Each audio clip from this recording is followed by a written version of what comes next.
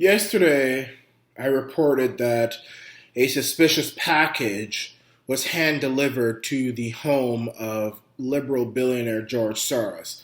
Well, now today, there have been suspicious packages popping up all over America containing pipe bombs. One was meant for the home of Hillary Clinton and Bill Clinton.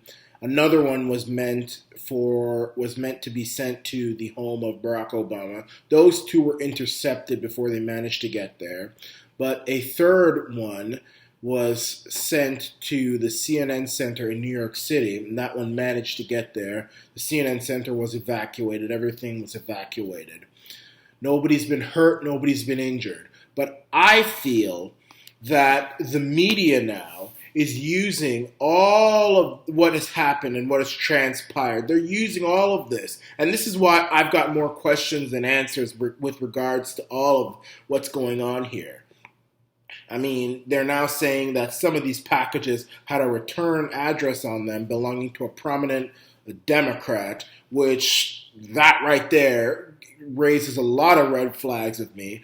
And what raises even more red flags, frankly, is the fact that the media is now using this to try and shut conservatives up and shut down and shame conservatives, people who talk, people who will try and expose George Soros for the wicked man that he is, this man who betrayed his own people during World War II, a person who gives billions of dollars to radical left-wing organizations which take that money and use it to organize and to riot and to protest and to tear up cities all over America. Antifa, MoveOn.org, all these anti-Kavanaugh, anti-Trump protests and all this stuff going on.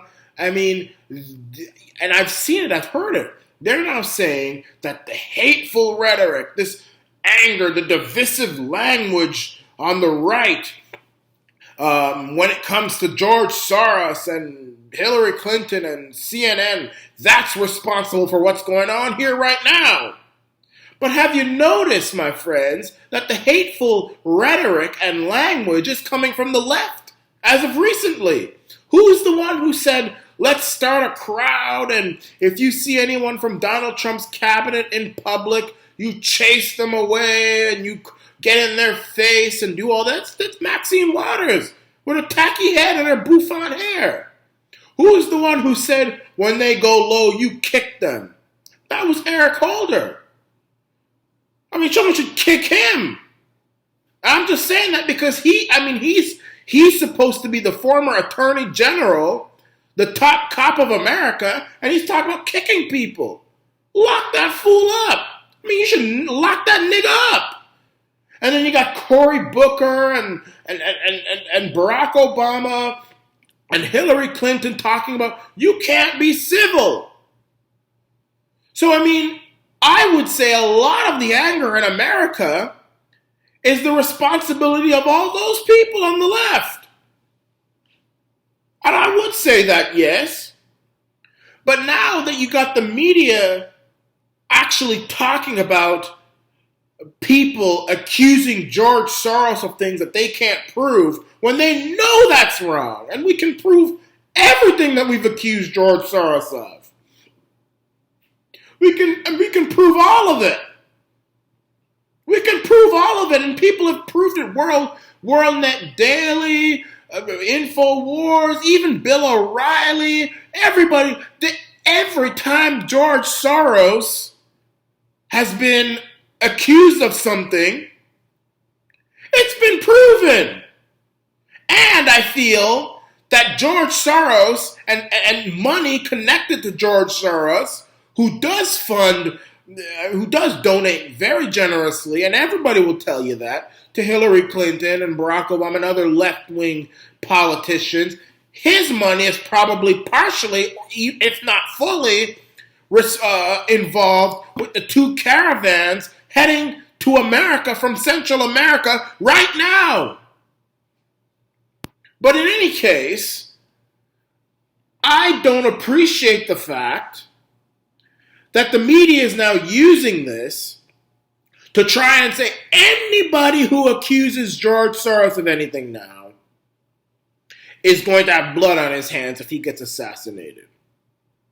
Anybody who accuses Hillary Clinton or who talks badly about Hillary Clinton or Barack Obama or CNN or say it's fake news when we know that CNN was responsible for that news story saying that Donald Trump got rid of the Martin Luther King bust in the White House when that was pure fake news.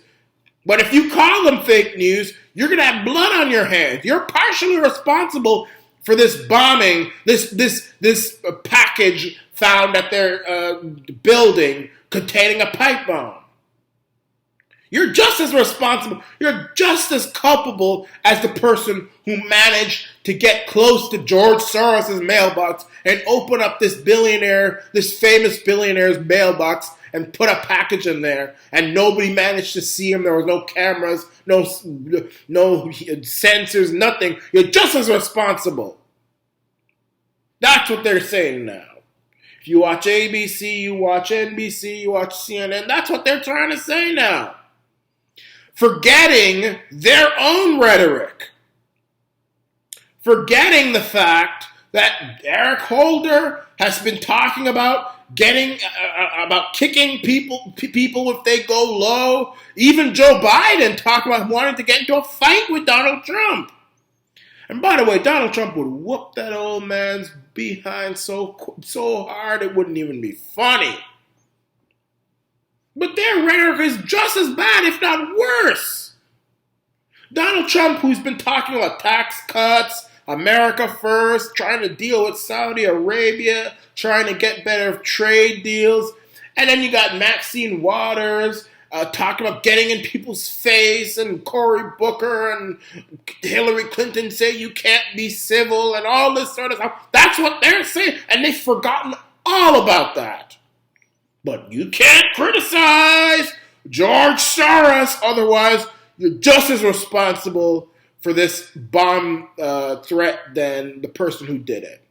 I don't believe a word of that. And by the way, someone needs to investigate how that prominent Democrat's return address got onto one of those packages. Because I don't know if this is a hoax or not, but listen, I got more questions than answers. And the media needs to do its job and investigate this instead of trying to smear the right and populists and patriots and conservatives with this and try and shut them up if they try and call out George Soros. This is the Arana Nation.